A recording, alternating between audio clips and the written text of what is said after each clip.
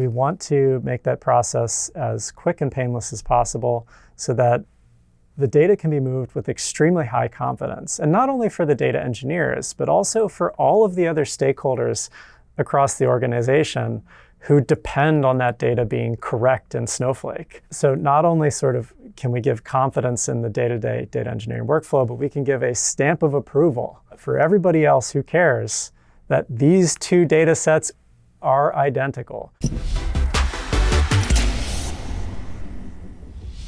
Nick Carchedi, Product Manager at Datafold. Thank you for coming to Powered by Snowflake.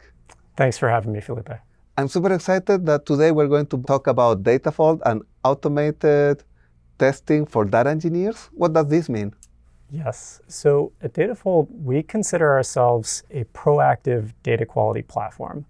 And so what this means is we combine automated data testing with observability to help catch problems in your data before they go into production and break things. Mm-hmm. And I know you have a demo for us today, but before we go into the demo, yes. As a product manager, why did you join Datafold? Yeah, so I've been working in the data space for quite a few years now. I've worked in data education, more recently in reverse ETL. And what you see all of these places is that customers struggle with data quality. And if you don't trust your data, then it's really hard to get value from it other places in the org. And so that's what drew me to Datafold, because I sort of swam as far upstream as possible to solve the problems as early as possible. Yeah, so you really seen how many problems data quality can bring. And now you have a product and you can be part of developing this product to help everyone. That's correct. Now, before we start the demo, where does Datafold fit within an organization? So we sit next to Snowflake. So the idea is data comes from many different places before it finds its way into Snowflake, and it goes many places after it leaves Snowflake. Our goal is to make sure that the data in Snowflake is as high quality as possible. And again, if there are any issues with that data, we catch it as early as possible. That sounds great. Let's see it in action. Before I jump into the demo, I want to show a brief architecture slide. And what this is showing visually is what I just described to you. So on the left-hand side here, we have all of the places that data might be coming from. So for example, business applications like Zendesk or Intercom or Salesforce, a production or application database like Postgres, various other places that you're collecting data, maybe an event stream.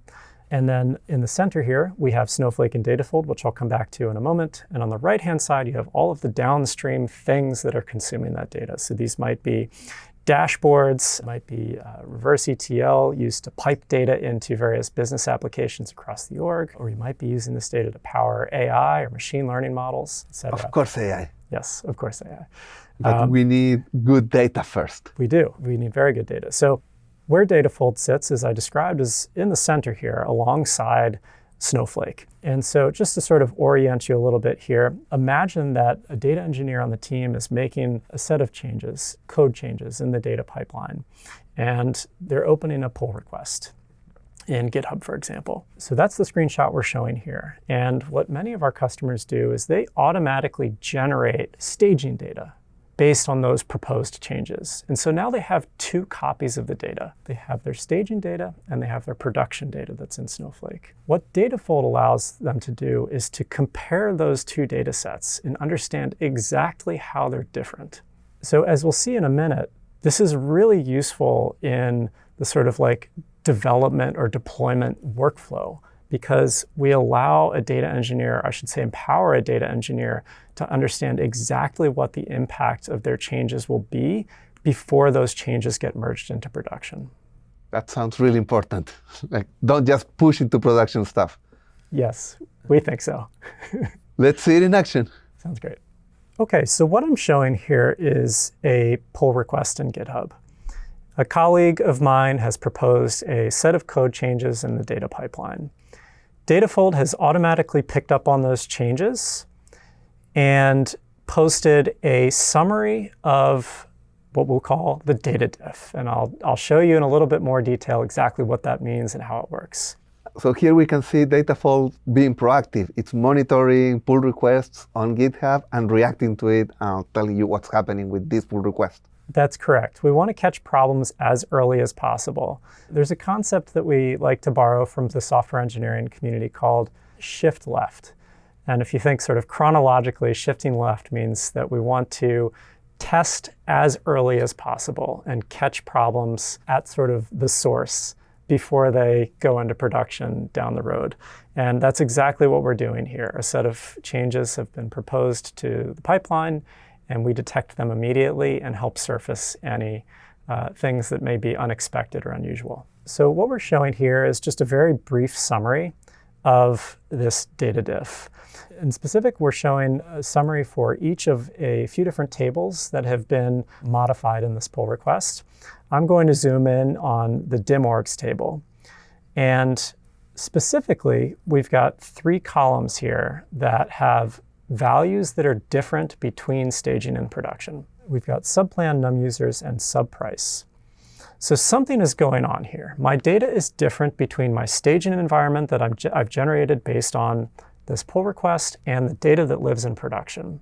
And I want to understand why. So to dig a level deeper, we're going to click through and go into the Datafold app. Let's view details. So on this page, we're seeing, again, sort of a high-level summary of the data diff between 2 versions of the same data set. In the product, we call these main and test, but these are what I've been referring to as production and staging. And so at the very top here, we can see the number of records in each of these data sets. In production, we have 157, but we've only got 146 in staging. So already we know that the number of records in these 2 data sets is not lining up for some reason. Scrolling down a bit further, we can see schema differences. So comparing the columns between data set A and B, everything looks okay here. We've got 6 columns in each. None have been removed or changed. There is some sort of discrepancy among the primary keys. So we can see that we have 11 primary keys that are exclusive to my production table. No null PKs or duplicate PKs, so all good on that front. And then finally, and this is the part I want to zoom in on, we have values that are different in a couple of these columns here. So this is part of what was surfaced in the pull request, right? And the goal of the pull request might have been to change these values, or this might be a surprising result. The goal of the pull request is to surface very high-level information on how these 2 data sets differ, so that as a data engineer, you can sort of develop an intuition for, is this set of code changes doing what I expect it to? I like it. OK, so I want to dive into these sort of value level differences between the tables. And this is where we get to see a data diff really shine. Oh. So if you're familiar with the concept of a Git diff, this may look familiar to you. So what we're showing here is a table where each row corresponds to exactly 1 primary key in your data set.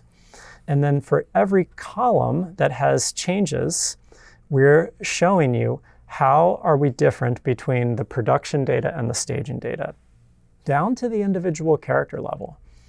So you can see, again, we're highlighting the 2 columns that have differences in this data set, the created at column and the subplan column. And we can sort and filter this however we want. We can also look at any of the other columns in our data set. Nice. So again, the goal here is to help the data engineer start to sort of develop an intuition for what's going on here. Are these changes that I expect or do not? And if I don't expect them, what's the root cause? What's driving these differences?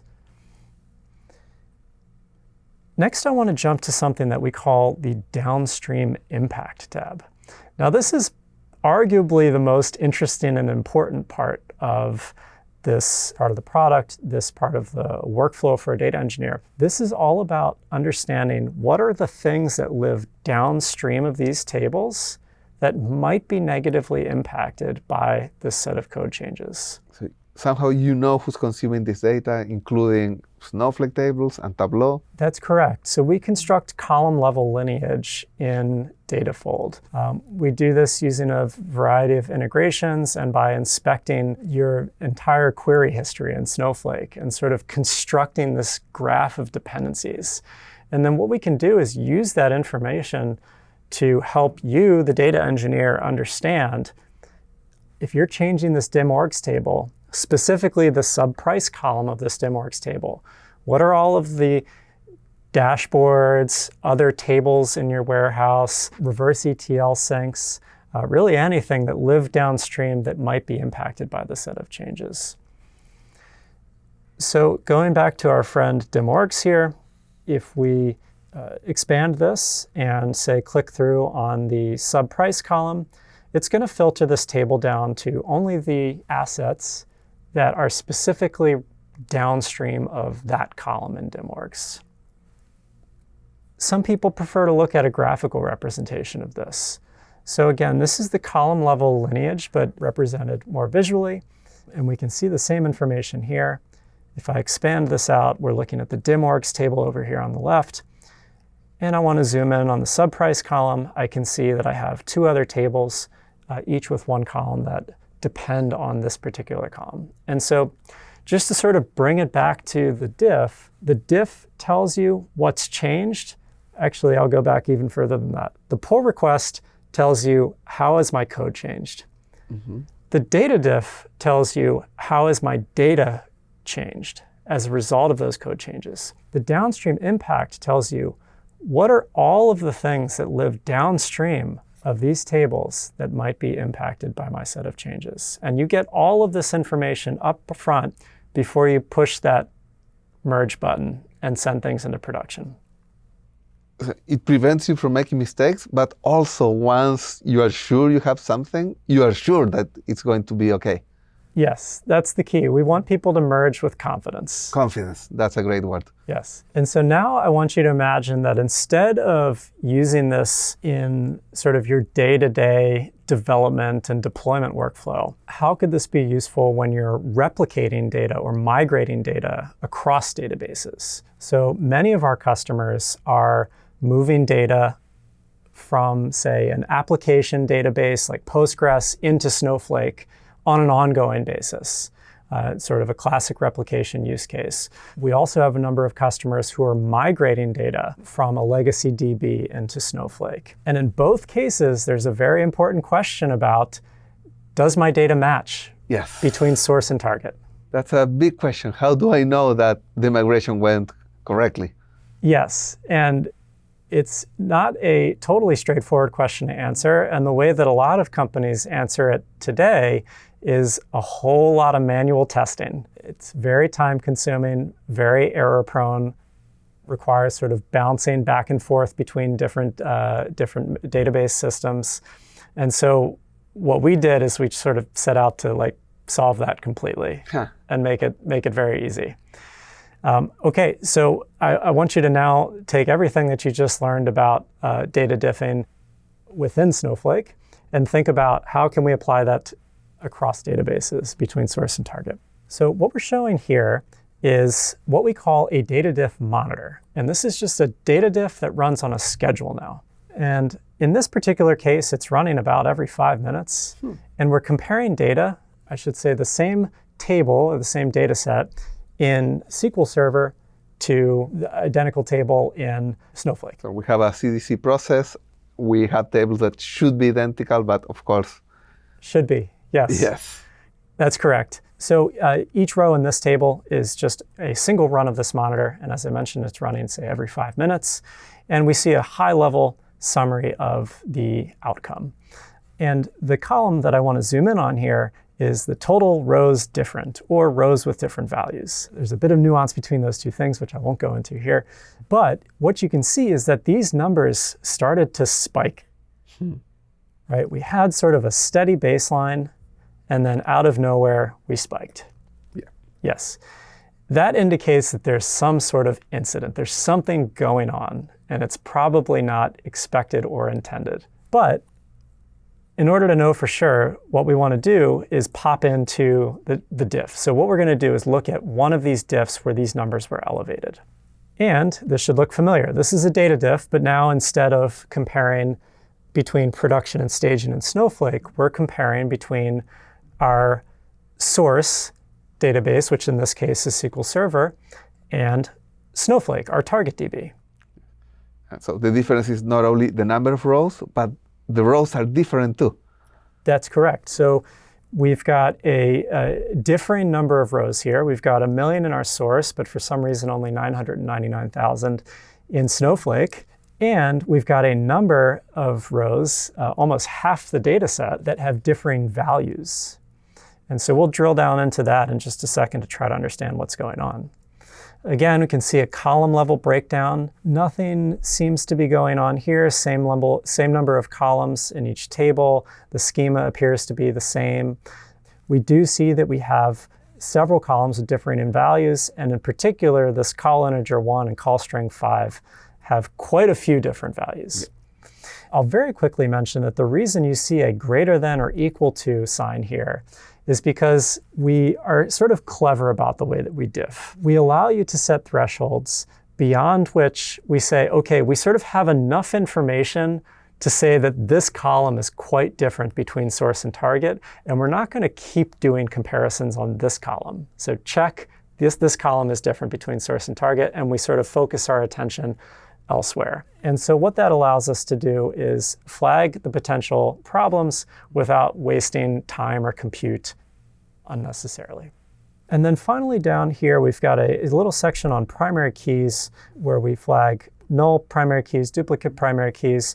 Both of those look fine, but in this case, we do have just over 9,000 primary keys that are exclusive to our source data set, meaning they only live in SQL Server. And then we've got 4 records that only live in Snowflake. So again, we'll jump to the Values tab here, and you see the familiar data diff view. Yep. This shows differences down to the individual value level. And if we want to focus in on, say, one particular column, we can easily do that by adding a filter. And somehow this change happened at this point in time. That's correct. And we're surfacing it hopefully very transparently and immediately. And then finally, we have primary key breakdown. So I noted a second ago that we had some rows that were exclusive to our source and some that were exclusive to our target. This allows us to actually inspect those records. So again, we can sort of develop an intuition for what's going on here. So you were mentioning how people had to do this manually, and now they can get all of this feedback way faster. Now, how do people work with this kind of data? That's correct. So because this is fully automated, nobody's writing a bunch of manual tests here. The results are sort of instantaneous, and it also helps surface things that you may not have even known to plan for, or you couldn't have possibly planned for. So the question is, yes, what happens next? So hopefully I draw some sort of useful conclusion about the impact that my code changes had on the data.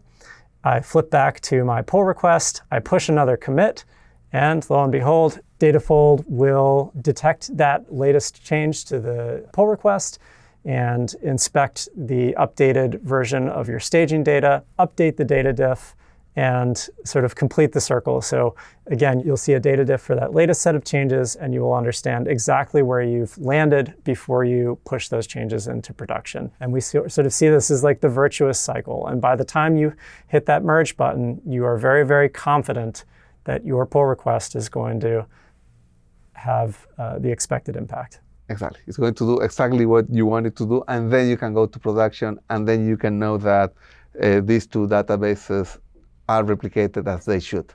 That's correct. I saw you had a lot of people at your booth at the Snowflake Summit. How were they reacting to this? Yes, so we had quite a few people talk to us at the summit about their challenges moving data into Snowflake. And again, this might be replicating data into Snowflake on an ongoing basis from an application database or elsewhere, or doing a permanent migration from some sort of legacy database. And in either case, the concern that they voiced is that it's like an incredibly time-consuming process, months or even years in some cases, requiring a large team of people, and it's extremely error-prone. And that's exactly what we're trying to solve with the use case that I demoed earlier. We want to make that process as quick and painless as possible so that the data can be moved with extremely high confidence. And not only for the data engineers, but also for all of the other stakeholders across the organization who depend on that data being correct in Snowflake. So not only sort of can we give confidence in the day-to-day data engineering workflow, but we can give a stamp of approval for everybody else who cares that these two data sets are identical. Or if for some reason they're not, at least they are not identical in some way that is expected and explainable. I like it, especially how you're helping so many Snowflake users finish their projects faster and confidently. That's correct. When you look at the future of Datafold and Snowflake, what do you see? So I see a lot more of this sort of data migration and replication use case. If the conference was any indication, there's a huge amount of demand for this out there, and it's largely unmet. And quite frankly, a large proportion of our customers use Snowflake already, and they are using us heavily in that like day-to-day development and deployment testing workflow. And that's bread and butter for us, and I think we can have an enormous impact for those companies. So let's help all of them. And for those that don't know Datafold yet, other than this conversation, where should they go next? So they should check out our website for a free 14-day trial of the product, or if they have questions, they can reach out to our team and we'd be happy to answer them. I love free trials. Thank you, Nick, for coming today to Powered by Snowflake. Thank you very much for having me, Felipe. And thank you everyone for watching. For more Snowflake developer content, go to developers.snowflake.com. And don't forget to like and subscribe.